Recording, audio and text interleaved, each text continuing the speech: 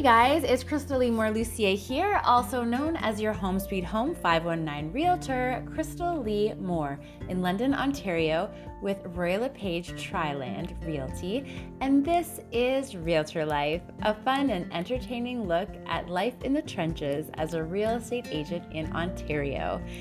So, we are going to talk about a couple of very important things today.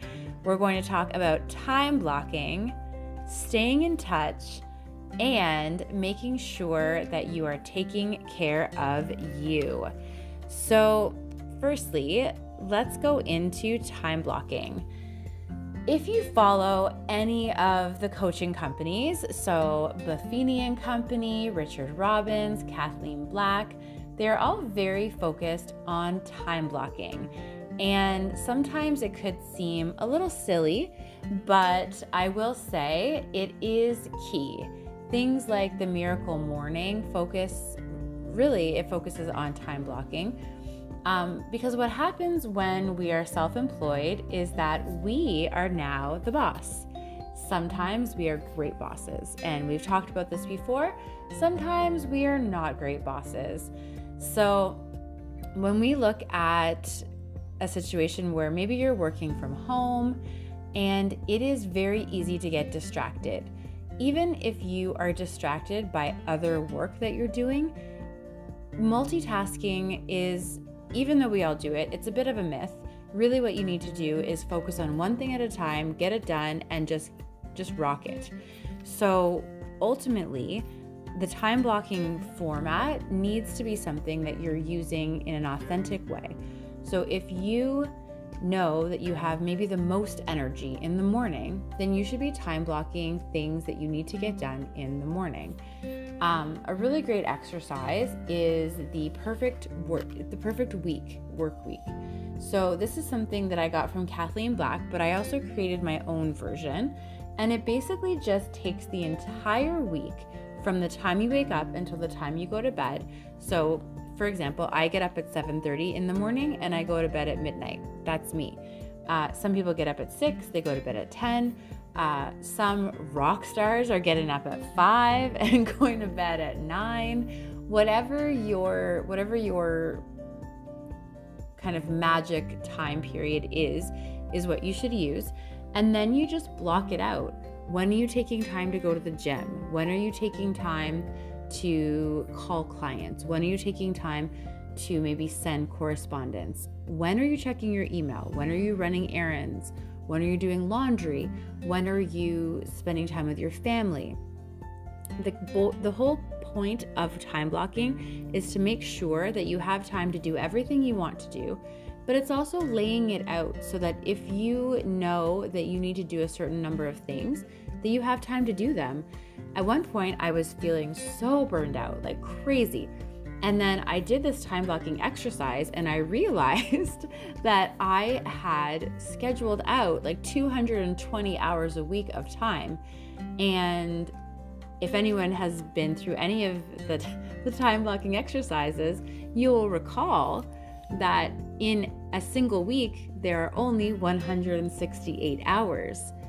So fast math, that is 52 extra hours that I didn't have time for. So no wonder I was tired. I was always chasing this impossible task. So you have 168 hours. What are you going to do with them? So you need to kind of first block out your sleep, then block out time with your family and your personal time, whether that's meditation, journaling, working out, whatever is going to help you be your best you. Because you do need to be your best you in this business. You can't give to people if you have from an empty cup, right? So you need to make sure that your cup is full, and then you can kind of have it flow over into those around you. So that is the time blocking. If you need to do that perfect week kind of formula, just take an Excel spreadsheet or a Google Sheets if Excel is unfamiliar to you.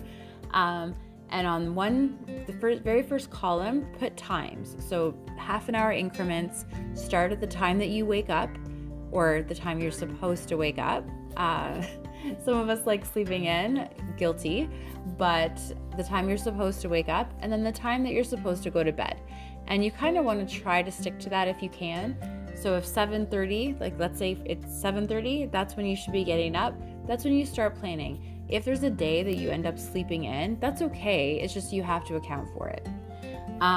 So on the one side, the very first column, you're going to put all of the time. So if we're going to use my example of 7:30, 8 o'clock, 8:30, 9 o'clock, all the way down until midnight. And then in the next column, you'll put the word Monday at the very top. Tuesday, Wednesday, Thursday, Friday, Saturday, Sunday. So you should have basically a chart with all the times along the side and all the days along the top.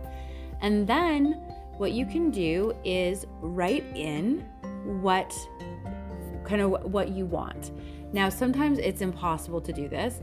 So the very first time I did it, I actually was encouraged to do something called a time audit. So you take the same sheet, but you actually have to write in what you actually are doing with that time before you write what you want to do. And sometimes this is very, very eye-opening. You get to see exactly how much time you might be spending on social media or watching Netflix or doing errands, right? Could you be more efficient with your time? Absolutely. And this is a really good way to figure that out, because as we get busier and busier as realtors, especially in the spring market, things are going to fall to the side, maybe important things, if you are not careful. So that is the first thing. The other thing is staying in touch. So a little exercise I like to do with some of the agents that I work with and that I train is every now and then we will go and do a little exercise and check your text messages, your WhatsApp messages, your Instagram messages, your Facebook messages, and emails. And just check and see and make sure if everyone you've talked to in the last week, are they in your database? Because more often than not, even someone like myself, I love my database. I use the Buffini referral maker. Everyone's in there, or so I think. And then I do this little exercise and I'll always find someone that I've been chatting with, but I haven't put them in the database. If you're newer to the business, you might have more of these. Just get them in there. Even if you don't know if they will ever buy a house from you, it's still a connection and it's still a relationship that you can foster. You can help, you can guide, you can connect them with people, and they might see who you are and who you connect with, and they might end up wanting to refer you even, or using you for real estate in the future. So it's always a good idea to put people in. If there's someone that you don't know very well and they've kind of indicated that they don't care to know you, they don't need to go in your database. But for the most part, the people we're having messages with social media or with any technology, those people are typically people that should be in our database. And the same thing with any phone calls we've made. So that the whole stay in touch piece, first of all, make sure you have that list. Then you want to make sure that you are staying in touch. The average person, we have a hard time remembering off the top of our head a category that includes so many things. So, and I think I'm going to misquote this, so feel free to call me out. But there was a study at some point done where it was like, how many brands can you remember at once? And I believe that the example was potato chips. So like, how many brands can you remember? And on average, people could remember 3. So if we take that into the real estate world or the mortgage world or any sort of a sales, 3 is that number. So you have to work really hard to stay in the top 3 in someone's mind of realtors, because there could be someone that they know that's a realtor. They could be a neighbor. There could be someone in their neighborhood. They might drive by a billboard, and that's okay. You don't have to be the only one that they know. But if you work hard to keep in touch, then it won't be the situation where maybe someone that you've been chatting with for a while, you lose touch for a tiny bit of time, and you kind of get back into connection. only to find out that there's a sold sign on their lawn, or they just bought a house, or they're inviting you to a housewarming party, and they worked with another realtor, not necessarily because they wanted to choose them over you, but because they were there and you were not. So you don't want to really let that time go by. Never be pushy, but keeping in touch is kind of a big deal, because then it gives people the opportunity to ask you questions, to maybe ask you if you know anyone that's good at kind of a side service. So maybe you can connect them with someone that does painting or cleaning or eaves trough cleaning or any of the services that we recommend to clients. They can remember to get in touch with you because you have kept in touch with them. And then the very last thing is just taking time for you. So I did allude to it in time blocking, but make sure, there's so many people, especially when we're dealing with families and obligations and trying to be here for the kids or be here for your spouse or your friends or volunteering. It can be so easy to let yourself and let what you need fall to the wayside. So just make sure that there's something that you're doing for you. Maybe it's 10 minutes of meditation. Maybe it's just taking a few minutes and watching a YouTube video that makes you laugh. The moments that you have that really aren't kind of all given away to other people are going to be so important. And as you get busier, you want to make sure that you've carved that time out. So if you don't know, if you're kind of sitting there going, well, I don't know what to do for me, or what does taking time for me really look like? Think back to the last time you just kind of felt relaxed. Were you on a walk? Was there a sunshine involved? Did you have kind of this moment just to sit there and maybe have a coffee and feel good? Were you watching comedy? Were you having a bath? Maybe you were doing a sport, maybe you were reading, maybe you were cuddled up on the couch watching Netflix. Whatever it is, it's your personal thing. No one gets to tell you what that looks like. But whatever that is, make sure you're scheduling out time for that, because you do not, and I'm going to underline that 17 times, want to get burned out as a realtor. If you get burned out, like legit burned out, you kind of don't have an option. You have to take time off. And you can't work, you can't function. It's awful. And I know people that have gone through it. I have been so close in the past.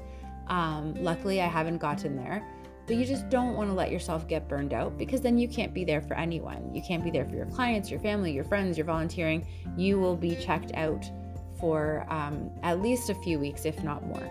So just take care of you, because you and kind of everything that you are, that's your biggest resource as an entrepreneur and as a realtor. So just to reiterate, so make sure you're taking time to time block. Make sure that you are staying in touch with the people around you, getting them in your database, but making sure you are touching base every now and then.